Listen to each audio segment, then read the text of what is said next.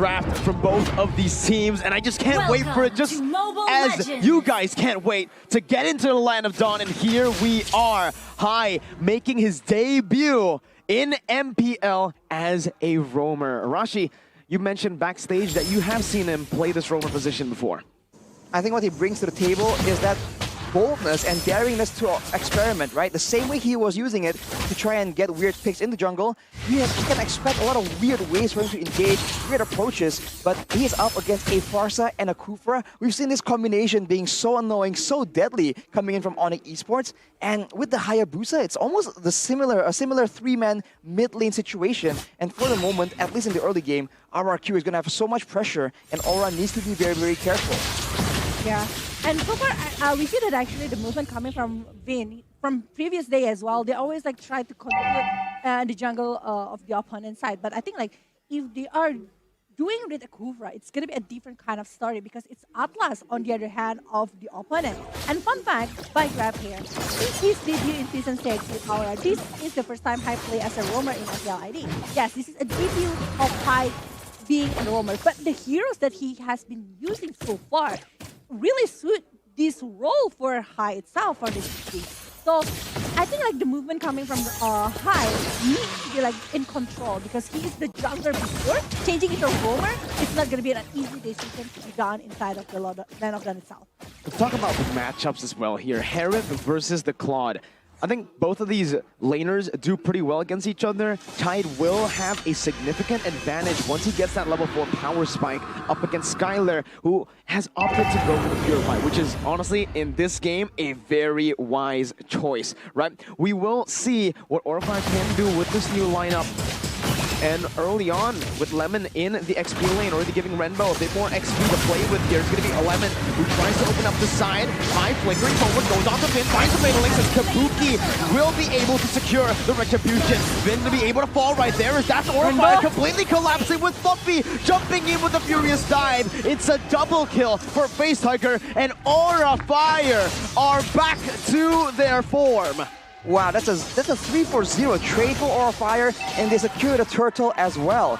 We talked about how RRQ has a lot of pick-off potential, a lot of burst damage, but keep in mind that in a big teamfight situation, you have a fatal links on the Atlas later on. You have Fluffy with the Furious Dive, and of course Facehugger with the Terrify coming in from the Valentina. So RRQ needs to avoid clumping up like that and make the fight a bit more spaced out, where then there are longer range heroes can actually find moments to try and get effective moments in those big team fights. Yeah, the flexibility coming from the Benedetta previously in the draft is just like giving a lot of things for our Fire. You know, with the war just now with 3 hero that is a melee hero coming from the side of RRQ, like the Vinyl Blow along with Fluffy's Dragon Tail is just changing a lot to the side of Aura. They're gaining a lot of potential.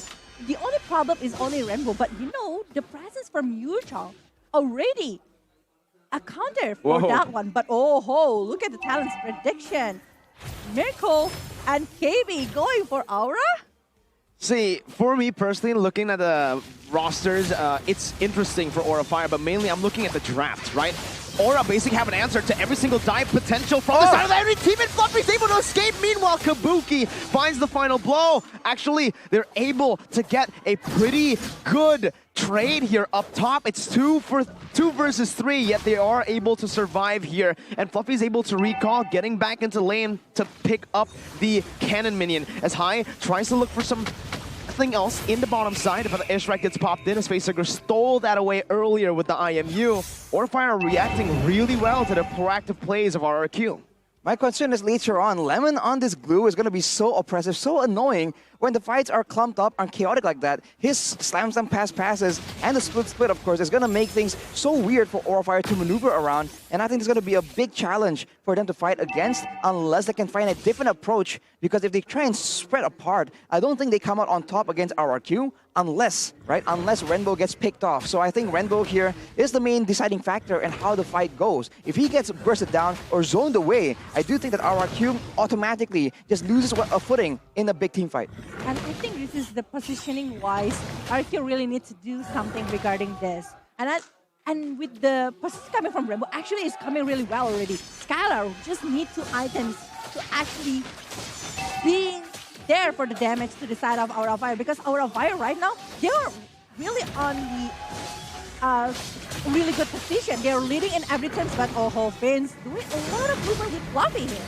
Good perfect match to cancel out the Tyrant's Revenge. Is now high, jumps over the Fatal Links, and it's still Kabuki winning the Retribution battle against Albert. Now it's Kabuki versus Lemon as he tries to jump into the midst. On to high now, that's only the roamer. Vin gonna be petrified and knocked up by Fluffy as Lemon is gonna be brought back entirely to the enemy side. Aura Fire with Facehugger picking up the killing spree and the turtle. It is looking good for the Dragons.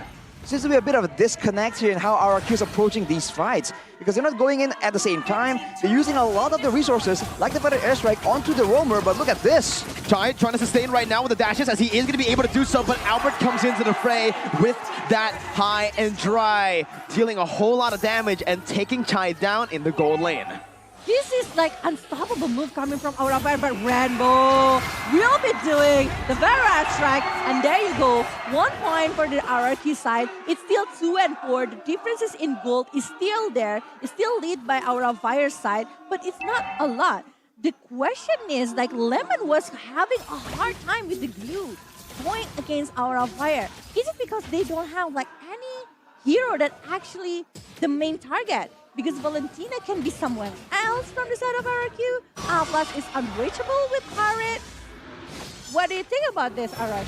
I think it's the fact that he is going alone in the backline, and when he is damaging everyone and taking away so much attention from Aura Fire, his team is nowhere near to capitalize on the situation. As the fight develops later on, and it's going to be centered around the mutual objectives, I do think that RRQ can adjust this and make sure that this glue is going to be a bigger and bigger problem, but he needs to stop using the split onto high, right? That is not the right target, and he is not the jungler right now. If he's a jungler, this makes a bit more sense. But for now, with the early game pressure with the Feathered Airstrikes, it's only a 600, well, even 500 right now gold lead, and with a marksman, the late game is still very scary for the side of RRQ. The distance that they can use with the Feathered Airstrike, as well as the Blazing Duet later on. Yeah, I do agree. Like, Skylar is still very free so far, but I, with a battle wing right now towards Finn, not the main target that he wants, I guess. Skylar backing off as well. With that BMI, it does feel like Aura Fire are going to be able to look for these neutral objectives without any contest. Even when RRQ contests for it, Albert's just not on point with the Retribution here in Season 11. No, the battle... Oh, again! Kabuki! Stealing over the purple buff. And the Eye for an Eye gets him out here. Going to be knocked up, but Kabuki still finding a way to escape. As High finds the stun with the perfect match. Facehugger has rotated inside. And literally, just as I say it, Kabuki is able to steal the purple buff away. And this is a very expensive purple buff to take against an assassin. Yeah, and not only that one, because Kara also doing the job here to do the slipless in the bottom lane. And he's getting the turret, the objective that RRQ wants. And now the gold's slightly going a little bit towards RRQ here. They're dropping down the gold differences so far. The issue right now is that Kaid is not really keeping up with Skylar in terms of farm. He is 2 levels behind as Skylar is left alone to keep farming up for that late game. And you can see that RRQ, they're just waiting because the next team fight will be Skylar with all the item power spikes, and Aura Fire need to understand and recognize that and prepare some kind of counter, some kind of crowd control to shut him down, because otherwise it's going to be dangerous. Kabuki dealing more damage there against the Haya. Vin with a little bit of a misplay there, not connecting the Tyrant's Revenge, but Skylar, this game has been absolutely massive. I don't know how he's able to get a lead, XP lead against an XP laner, but somehow he has done it. He is level 11, ahead of the curve right now. Is High with Kabuki, jumps onto Vin, gonna be stunned up and taken down by Fluffy. The Feather Airstrike by Renbo, not dealing as much as Facehugger, who's 2 levels ahead of Renbo. And this is a big problem with the gap of level, gap in terms of gold is also going to be an issue here. But look at the pressure that is given from the side of Aura Fire. Oh!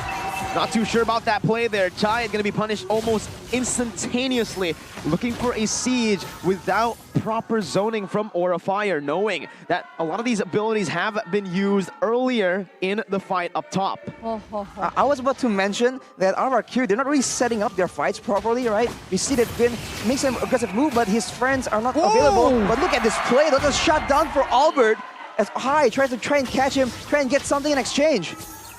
what is actually happening, but it's not stopping Albert! Kabuki with the eye for an eye, but Skylar comes in once again, sealing the deal for his team, getting 2 kills on the board for RRQ as he does more damage, and Chai forced to use his Amon Force defensively. Skylar is still on the chase, and this is what we were talking about. Even without the ultimate, the Claude is deadly. Fluffy all alone, forced to use the Black Dragon form defensively onto Skylar right now. He has the Petrify, but it doesn't seem like it's gonna work for now. Fluffy needs to disengage, using the Furious Dive defensively once again. It's RRQ who have built up this 1,000 gold lead now. I don't know where is the damage from Skylar coming from. It's just so crazy. I bet that he finished the 3 items already. I don't know if he's making over defensive one. Usually when we see it's going against Harit plus Valentina, 2 mage from the opponent side, they might be going for Athena's shield.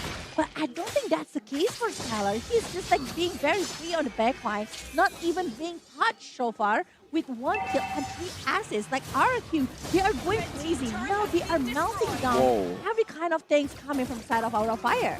I think the issue right now is that Aura Fire does not have any kind of dynamic engage. The most surprising thing they can pull off right now is to go for a Flicker Fatal Links engage using high, but that is also very predictable coming in. So even if Skylar wants to build full damage, he is relatively safe as RRQ right now has full control over the Lord area. The wave management isn't exactly on point, but that is going to be a Lord picked up by RRQ. Perfect match, and the Conceal used up by High. Now he's looking for a Fatal Links, but Skylar has the Purify. They can bait it out just like that.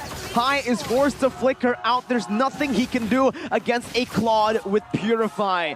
RRQ just absolutely styling here. They were behind for a bit, but they understand with their composition that they will be behind in the early stage. Tied here, not performing to our expectations. And it's unfortunate to say, but wherever Kabuki goes, that's the strength of Aura Fire, whether it's gold or even the jungle. Oh my god, that battle mirror image is just a base Look at him. towards Wow. Aura Fire, and the damage coming from Skylar. This is a nonsense thing. I don't know. Wait, this kind of level gap. Malefic Roar. It's just like super painful with the Malefic Roar as well here. No, the Lord is much into bottom lane, but oh, Vin and the rest will try to take every single objective from the side of Aura Fire. If this devolves into a siege situation, RRQ also have the lead because they have that long-range artillery in Rainbow. 0 deaths, by the way, despite the game being so aggressive and full of action. It's a 6-6 scoreline, but RRQ right now has the advantage composition-wise, and they're going for it. For the airstrike as well, on the backside is going to be Kabuki, who jumps in with the final blow, zoning Renbo away. Finn finding the revenge onto Kabuki, but will not be able to follow it up even more with the Tyrant's Rage under the Tyrant. And Skylar with the Purify, he's going to be able to deal out the damage as that's also the Shadow Kill popped in to finish Aura Fire off. 2 members down, only Finn taken down. Skylar still with the BMI, playing it super defensively, dealing out the damage onto Kabuki and stepping back towards his BMI. Albert jumping in, has the quad shadow to walk back. Kabuki wants to go for some more. He jumps with the eye for an eye, to Phantom Slash as well to pick up a kill. He even gets out. Kabuki still here playing to save his team from its demise. It was a risky move coming from Albert. I don't think that he should jumping in. But I want to mention like how Rainbow, along with Albert, actually denying the movement coming from Aura Fire, especially from Fluffy. We can see it from the instant replay here. How like after they know where is the movement coming from the side of Aura Fire, they just going back directly. And you can see that with everything being used right there, with the momentum just used by RRQ, you can see that when Skylar comes in with the Battle Mirror image and the Blazing Duet, there wasn't anything left from Aura Fire. And even if they do, the Purifier is still being used there. It was used in that previous fight, and Aura Fire have to time around it. And it's on such a short cooldown relative to the situation. So Aura Fire must try and find something different here. Maybe a conceal play, maybe a macro outplay, a split push, but now they go for it. Skylar. Oh man, he's able to melt him down. The Blazing Duet as well, but High finds the Fatal Links right now. Chai with his Amon Force not dealing enough damage as Finn pops in a bouncing ball. Chai with the Purify, not going to be able to survive this one as Albert, Finn, and Skylar collapse on them, and it's the baby alien with a triple kill. 3.5 thousand gold lead, 4 members down. Kabuki all alone versus RRQ. Trying to defend right now as he pops in the final blow, able to jump to the back line, jumps in with the eye for an eye, but he will fall. His immortality has been popped, and his life will be taken out. RRQ with game number 1. Wow, it was so beautiful. The synchronization that is being brought by RRQ, by Vin, by Redbow, by Albert is just like going beautiful in top lane. Previously, they are able to secure 4 players even, and triple kill for Albert. It was such a game that is like a lot of things that happened. Like the first game, we see how dominant Aura of Fire in the first like 7 minutes. But after one moment for Sky